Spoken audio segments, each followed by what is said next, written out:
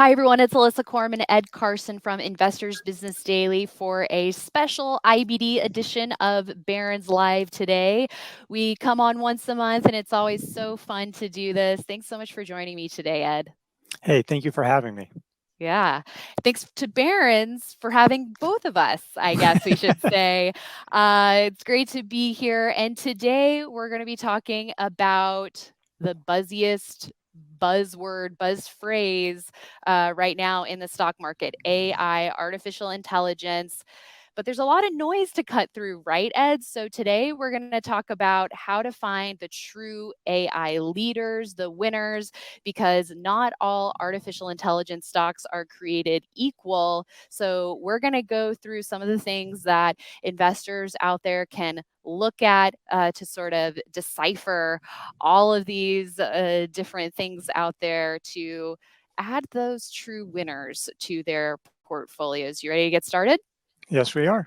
Okay. And, something else that we're going to do today is we got a ton of great questions submitted ahead of time from the audience. So we really want to leave a good amount of time to answer those questions, a number of which we will weave into the conversation throughout.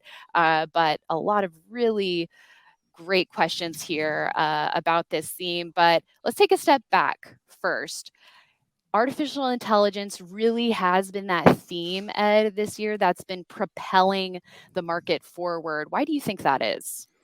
I think there's a potential for real opportunities. I mean, I know that, our economics reporter is writing about how this might has the potential to become a productivity boom and just things like you could automate a lot of things, even though, we here in journalism, we see it with writing and stuff, but there's a lot of other situations where AI could serve a lot of functions. Drug discovery, there's all sorts of areas that could suddenly become much cheaper or do far more. And so it has the potential for, massive growth. Yeah, there's a lot of hype, and a lot of these companies may not be as AI as you think, and it's not easy to tell. It's going to be like the dot-com boom. The dot-com boom had a lot of buzz, but it was real too. I mean, and I think that there's an opportunity here. It feels like it's accelerated. It feels like there's the move from hype and possibility to productivity might be a lot faster this time. I mean, we're already seeing companies like Microsoft roll out pricing. So it is very exciting. And it's definitely something that drives markets for several years. And you mentioned the dot-com boom, so I want to expand on that a little bit. Something that IBD really likes to do is look at market history as a guide for what potentially could happen in the present. And not only do we have that precedent to look at, but so many other great innovations throughout history that we can point to, like the railroad systems, the cars, you mentioned the internet boom, the cell phone, so many innovations that were propelling the market forward. So it seems like we are in the AI era today. But Ed, there are some questions out there of, on the hype side, is this a bubble? Is this getting too frothy? Like 3D printing or, the crypto phase. There's been these other themes in the market that have been very boom bust and very short lived versus long term game changers. So, as you mentioned, it kind of feels like we are in that latter camp, but it's still in the very early days. It is still in the early days. I think part of it is that we haven't seen the widespread mainstream use for crypto or 3D printing. I'm not saying there aren't reasons, and I'm not saying that those can't ultimately develop. Whereas I think one of the issues is that you're seeing huge companies leading the charge. I mean, this is not startups. This is Microsoft. This is Nvidia, and partly because of the massive, as we were talking before the show, the massive money you need to invest in the infrastructure. You can't be some fly by night and do like, I mean, you and I can use AI tools, but developing those things and running this servers and all that. So you need to be huge for doing that, and you need a lot of equipment. And so there is going to be a lot there. Now, again, some of these may be overhyped, and maybe some of these stocks right now need to pause. I mean, that could be the case. But that's not necessarily talking about the longer term scenario. It just feels like that. But you're right. We don't know. And we don't. And again, the dot-com, it was real, but there was a lot of hype too. And a lot of these stocks blew up for years. So long-term trend is, I think, very positive and very real. But you have to rely just on the short run. Just what is the market actually saying right in the short run? hmm And I feel like the market has been telling us this year that it is those mega cap tech companies that have been paving the way and are going to continue to lead this charge because they have those deep pockets, right, Ed? And I think step one to finding the AI winners is not necessarily okay. Well, whose product is better? Who has a bigger addressable market? Which is important, revenue potential, obviously, but what is the market saying? How is the market voting with who are the winners here, at least Yeah, today? yeah, well, clearly it is. I mean, there's a few camps. I mean, there's sort of the obvious institutional names like a Microsoft and Nvidia, and some other things that kind of Meta, Google have, are in those places, and their Salesforce, definitely some other chip names, and then there's more speculative names. And again, these might have tremendous opportunities, but it's just, I think people are, their revenues smaller, massive growth, more like a Palantir, C3.AI, some names like that that you're not as that Wall Street isn't as familiar with, and they're obviously moving very strongly, but some may really turn out to be amazing, some may not. So I think those are some of the tiers that you have to be looking at. It doesn't mean a second tier stock can't be amazing. It might even be the bigger winner, but it's just in terms of how Wall Street looks at it. But yeah, I think you start with those mega caps and maybe some of some of the suppliers like an Nvidia or other names in that space. Yeah, and it clearly seems like software stocks and chip stocks, those are the biggest beneficiaries of this AI wave and the current hype that we are seeing. But it seems like it's going to touch a lot of industries because they're going to need to boost their productivity, right, Ed? So that it could have this sort of ripple effect. But so once we've identified some potential leaders, what would you say is the next step? Because from what I'm hearing you say is it seems like in terms of investing in these names or trading these names, we may want to treat one of the big mega established players perhaps a little differently than something that's smaller and a little bit more speculative. I mean, I think that's probably a general rule, but definitely with something like this, where again, you and I not necessarily know if you have some inside feeling for a reason that why you think this company really is it, not just because you've read a couple of things and it looks really hot, but yeah, those established firms, they have real records and a lot of people are following it, and they're just not likely to blow up in the same way. I'm not saying that an Nvidia or a Microsoft couldn't have 20, 30, 40% corrections, but probably not in a day, whereas some other names, there's a bad earnings report, it could. I mean, you just have to keep that in mind. And Nvidia had that mammoth news. It also helps AI for now. It doesn't even matter. Whereas other companies have to make AI, monetize AI, Nvidia is monetizing it because it's selling to the companies that are trying to make it work. So that's a real advantage. And so that demand is going to be there, even if it ends up that other companies struggle to really make a lot of money out of AI because they're spending so much on Nvidia chips. But in the meantime, Nvidia and some of those chip names like Broadcom, Marvell seem to be some names. And again, nobody comes up to the level of Nvidia, but these are some names that are setting up, showing strong technical action, and definitely ones that people should be paying close attention to. Yeah, really good ones for the watch list. And those watching the video version will see a weekly chart of NVIDIA here, an amazingly strong run from that bottom in October of last year with the low around 108, stock currently trading around 446. So just a massive, massive move. But if we contrast that with something like an AI, that's at C3.ai, I mean, you can just see the difference here in how this stock trades. NVIDIA, a very orderly, powerful advance, whereas something like AI here, very, very wild. around the last earnings report had a move higher of about 33%. One day we can just click on some other bars here, down 10%.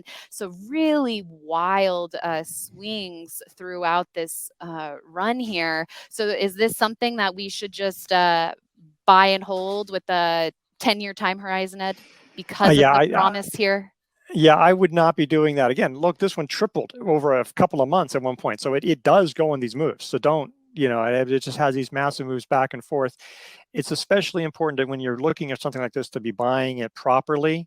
But yeah, you have to be thinking about maybe a shorter time horizon, just because you don't know what those big swings, and you have to be going into it knowing it could run up, and then give it all back, in a very quick period. So this one feels like you want to be looking for early entries, looking for places that breaking resistance and getting in there quickly, not trying to chase it when it's like gapping out to new highs, because that's when, you can just look at it. Every time to sort of run up to new highs or close to new highs, it's then had some kind of sell-up. It's come back. And so, if you did hold through some of those things, it'd be working, but it'd just be a crazy roller coaster. Mm-hmm. Really great points there. And so there's a way to approach these stocks when you're holding them. So versus looking at them. So say you got in, you had a great entry. Well, now we have earnings season next week. So for a lot of the major players there, so we could see a lot of movement in this space. So perhaps one set of strategies to use if you currently own them. But what about for folks out there who miss them? You kind of said it, Ed. Don't chase them. Don't chase the hype. You got to be patient here. Can you talk to us a little bit more about that?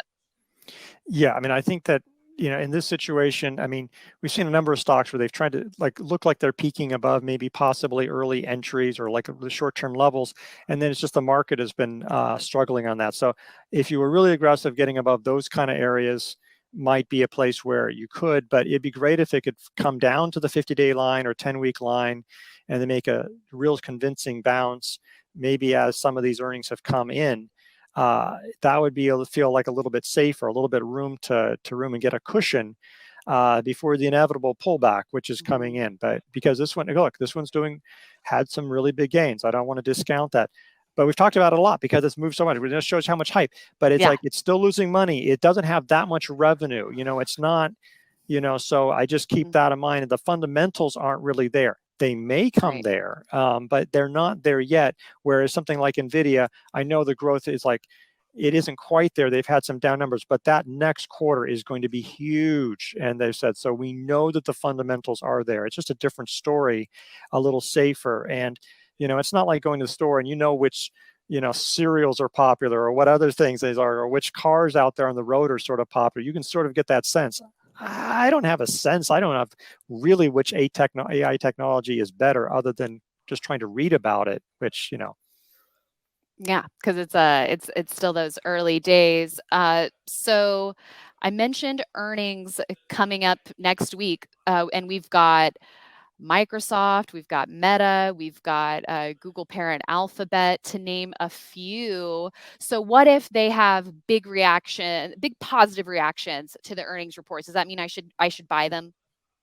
Probably, they're not really, any of them are in place as I can think of. They all seem somewhat extended, and they just need some time. They could probably use a rest. Now, again, that doesn't mean they can't go, but it seems like they could generally need a rest for some time. And it could be that there's some other names, some suppliers, or some chip names or rivals that rally on these reports, and maybe some of those will be setting up. I suppose if Google went above this last week's highs, that could be something there, but most of them are somewhat extended. But Google's been lagging a little bit, and I think that's an issue, is that whereas Nvidia is clearly a leader in the chip space, Microsoft is a leader in that chatbot space for now. I mean, somebody might say, no, I like Bard better. Well, the market doesn't like Bard better right now for whatever reason.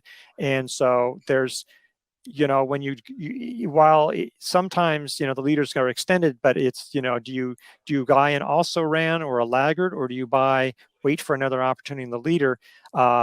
recently it seemed like you want to be looking for the leaders rather than jump onto the laggards. This is one a little bit. Another one is AMD, Right. that has struggled, and whereas I think AMD's last earnings report, their guidance wasn't great, and Nvidia has a blowout number. It runs with Nvidia, but it's sort of struggled a little bit here, and so I think that one, maybe that can come back, but right now that is not a leader in this space, compared to some of the bigger names that we've been talking about. And now let's take a look at some of the questions from the audience, Ed, because there were a lot of great ones. So for investors who maybe missed this AI frenzy when it first really started catching fire earlier this year, was it predictable looking back? How do we make sure in the future that we're not missing these kinds of moves? It is still early days, so are we going to get other chances to get involved in this mega theme? If this is a mega theme that's for real, you will have other chances. So, yeah, I mean, Nvidia sort of blew out, and I'll be honest, I missed it. I just missed it because I was still nervous. I didn't like going out with a cup without handle. It felt extended to me back in January, Oh yeah, yeah. and it just moved. It's like, and again, and I should have. And so, and there've been a couple opportunities, and I've had some. I'm waiting for a new base or real things, and it's had some opportunities out there. But at this point, wait for them. If this is going to have if this is really going to keep on going, it will have that chance. And so maybe over a few weeks it'll do that. But I think that's the wait your chance, because you don't want to be in a situation where you're chasing and then it comes down for a correction down 20 30%. There's nothing worse than having the right stock at exactly the wrong time. Right. So a correction would be great for the stock, but not for new buyers. Mm-hmm. And something else that market history tells us, when we look at the recovery in 2003 after the bear market in the early 2000s, is the leading stocks out of that in that next bull market did give you a number of chances to get in. So if you missed the early proper setups, you just needed to be patient. So using that as sort of our template, I think those are wise words, Ed. Yeah, that's just there's always opportunities. Don't feel like this is your last chance to get onto that. There's always another opportunity out there. I will say, though, the one caveat to that is that foundationally, something that we talk about, no matter what theme it is, no matter what stock it is, no matter what market conditions are like, at the end of the day, risk management is so important to investing. An IBD style of more active investing versus passive. And, like earlier we said, we're not just going to blindly have a 10-year time horizon on something. The approaches that we're talking about today are for an actively managed portfolio. So with that, you really need to manage risk. And some of the trading experts that we work with, for example, David Ryan, who worked very closely with IBD founder Bill O'Neill for very many years, three-time U.S. investing champion. He does what he calls very selectively a mental health buy. So it's something that may not be in a proper position, but if you just can't stand it, it's something that is going up with, you feel like it's going up without you and you have missed it. Maybe you do buy just a couple of shares just to keep it on your radar. But if it's out of position, you still have to manage that risk. You're not going to just sit there and hold it while it corrects 10, 20, 30% if you were wrong. But if there's potential upside there, that is, I think, the one way around it, but it comes with a lot of warning labels. Yeah, and that mental health buy is just enough to just get your mind off, not to try to make a big investment. You're just sort of putting a marker in there, and then if it can set up again, maybe then you can build on that position more seriously. Great. So James is asking which dark horse companies may be the future winners in AI, and how might you approach looking for future winners? Is it just stocks that are going to start popping up on your screen with a strong technical action, and that might prompt you to do further research? I think that's going to have to be the lead on some of these things. I mean, obviously, you want to look at the fundamentals as well. Are they improving? But again, some of these things might be down the road. You're seeing that, oh, there's going to be the growth, like even Nvidia. You're not seeing the numbers. You look at the fundamentals on what has actually happened. You don't see an AI boom. It's just the fact that they've done forecasts. So I think a lot of it's going to be technicals, and you may want to just be looking to see which ones are setting up and which ones are showing relative strength. When other stocks start selling off in a correction or even on a bad day, if that are just continuing to show that kind of improvement, you can see that RS line on Nvidia is just amazing. And so which ones are actually going in there? Because in this earnings season, every company is going to say AI, and they're going to say it as often as they can. And so, I mean, I heard, like, I think Kroger mentioned AI on its earnings call, which I'm sure you could. There's grocery automation. I mean, they probably legitimately could say it, but nobody would say Kroger is an AI company. So it's not easy a dark horse unless you have done the research and you're really finding things out. But I would be digging in through technicals, and then from there try to find reasons like, oh, who are they suppliers? Or is this one a big supplier to, say, Microsoft? Is this one a big, this one is working, in the data analytics, and they are, this and this and this. So that would be it. But I would probably start with the technicals because it's just hard to know, ahead of time which ones are the dark horses, almost by definition. Right. I mean, if you're going to go through the effort of actively managing your portfolio, you want to outperform the market, right? Yeah. So yeah, looking for those stocks that are outperforming and really leading is something that's super key, and the fundamentals are a big part of that as well. We touched on this a little bit earlier, but maybe we could expand on it a touch. Arthur is asking us to distinguish between AI stocks with the most short-term versus long-term potential.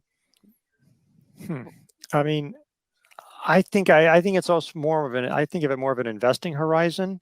I think of something like an Nvidia or a Microsoft might be more of a longer term, just because you feel like you can see that there is very likely to be a long-term path for them, whereas others, and so you can think about, I might be thinking more likely to be investing in this for several months or even years if it works out. Whereas more like the AIs and stuff, that's more of a shorter term investing horizon. Now, maybe they end up being long-term AI plays, but I just don't, which ones are flash in the pans and which ones are not. It's like which fashion trends out there last for 6 weeks and which one lasts for a decade. It's hard to know when everybody's excited, and it's like, I don't know. And I end up never changing my clothes, so so I wouldn't know. But I mean, I think I think you have to be thinking more in investment strategies. Which way, I don't know who would be a short-term winner, like in reality, but but it's going to be about stocks. Yeah, comes down to that price action there.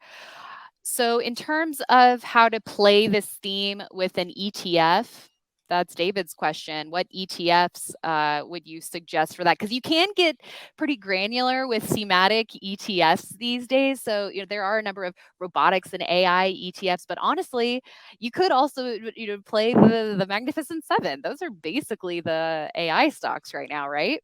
Yeah, that's a really good point. And there is bots is another one, BOTZ.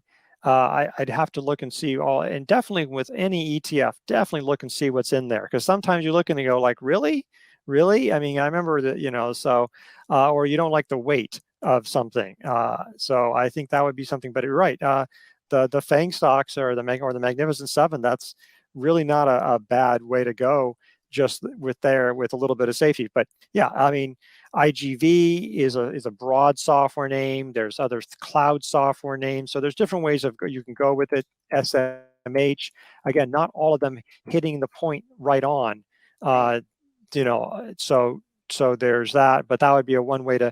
But obviously, with some of these names that are weighted really heavily, see, Van X Semiconductor, I think Nvidia might be a 10% weight in that. So when you combine that with some other in there, there's a fair amount of fairly AI heavy names in that list. But those are broader ways of going at it.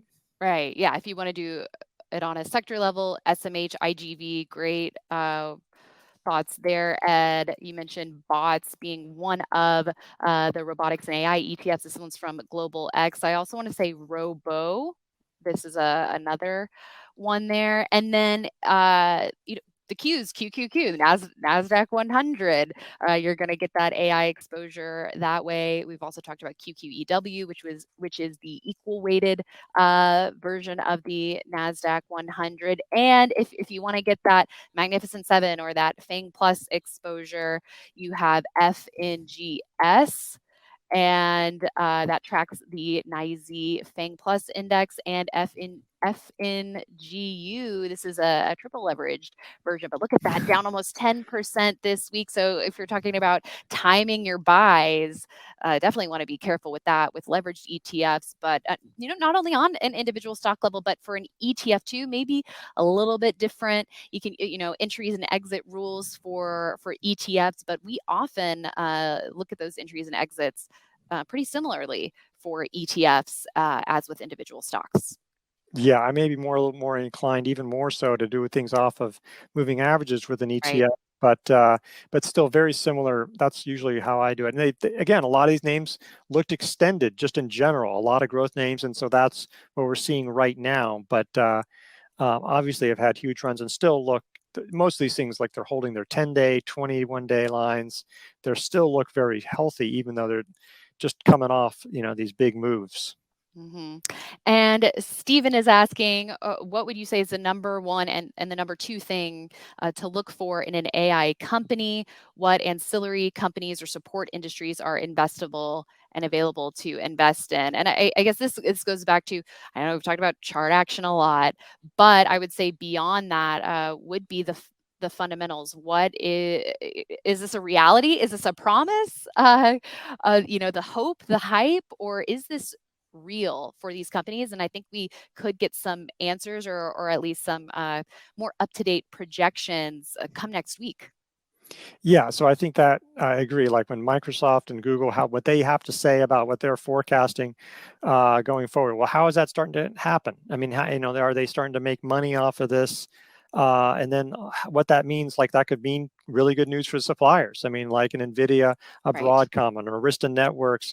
There's a lot of things that could be beneficiaries of that. So yeah, I think this will be a huge week, and seeing how those main companies, are actually seeing things work out. Because if at some point they realize we're not making a lot of money here, then they're going to slow the orders down. Okay, and that'll happen pretty quickly. So I think it'll be really important to see what they have to say. I don't see them slowing down any right now, but that's the kind of thing you want to be looking for. Again, it's looking for the reality. I would look at the fundamentals and the guidance. Again, not the fundamentals, not just what's happened, but what they project in the next couple of quarters, probably more than anything else, just to feel like real.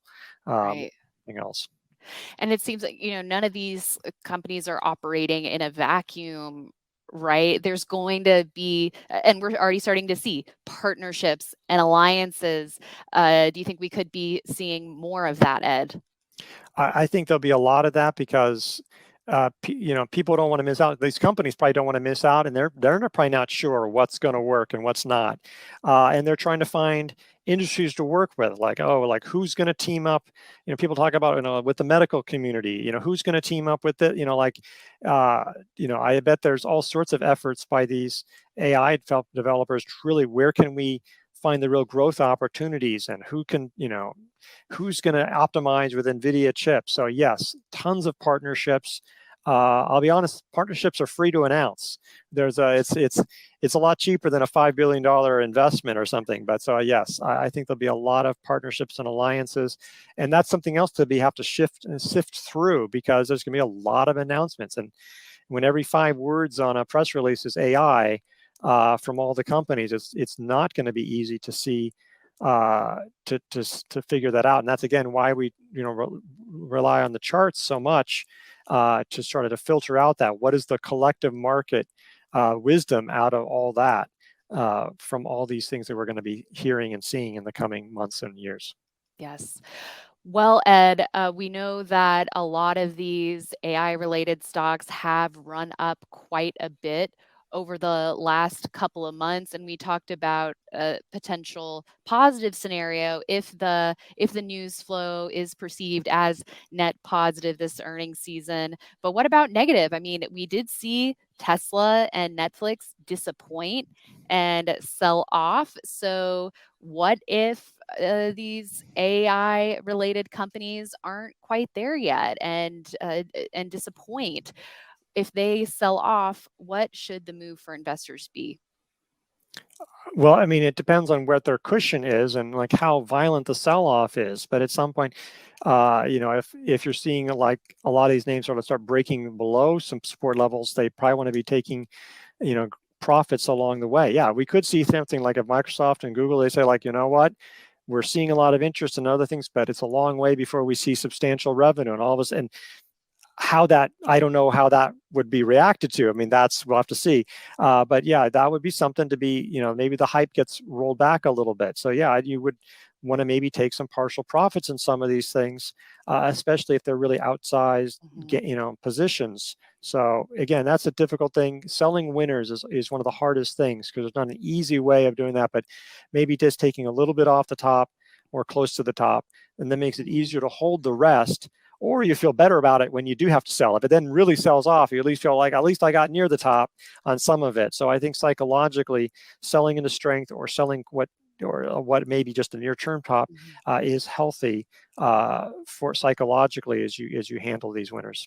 Right. Great points there. And I think one that you made that's worth maybe emphasizing a little bit more is sometimes with earnings season, and so this goes beyond the AI theme, but I think something that a lot of investors are focused on this earnings season, there's a difference between the announcements and the numbers. Something could look so positive, so bullish, but if the stock action isn't supporting that, I mean, that's what you have to go with, right? Yeah, I mean, just not AI at all, but you mentioned Netflix had blowout subscriber numbers. Hey, isn't that what everybody wants to hear? I mean, and but then it sold off. And so, yeah, ultimately, uh, you have to follow the price because you don't know. Maybe the market may has its reasons, and it may take a while. But it's like the deer in the woods. It's like, and we were talking about it. We're hearing stories. You and I were hearing that story about if you're a deer in the woods and you hear a snap, a twig, you don't just check out, hey, I'm going to go over to that snap in the woods and see what was going on. No, you dart and you get going. So if the market is sending a dangerous signal, you don't necessarily look around. You have to take some action when Right. it shows real damage. Mhm. And I think the silver lining, as it circles back to something we covered earlier, and I think it's maybe a decent way to wrap up, is the silver lining is that could be setting up opportunities in the future. Maybe these stocks do need time to cool off to set up new bases and new buying opportunities for all of us out there. So maybe we can see that in the future. But any final parting words from you, Ed? Yeah, I mean, I think that it's really exciting. I mean, I agree with all of that, and I think that would be the upside if we have the sell off is having that. But is that there's a lot of hype, and hype is actually sort of fun. That you sort of need that with some of these girls. Like, but just try to keep a level head. Okay, just don't be thinking this is going to be it. It'll transform the world, and this stock is going to do it. Like, just realize you could be wrong. There's big opportunities. There could be big losses as well because there is so much attention on these names. Look for the stocks that are showing technical action, maybe the ones that are showing, Mm. calmer chart action, and but also be looking at, it, tend to remember that the top tier names are going to be the ones with the fundamentals, or at least the fundamental outlooks that you can really that really can really put your feet on the ground with. Right.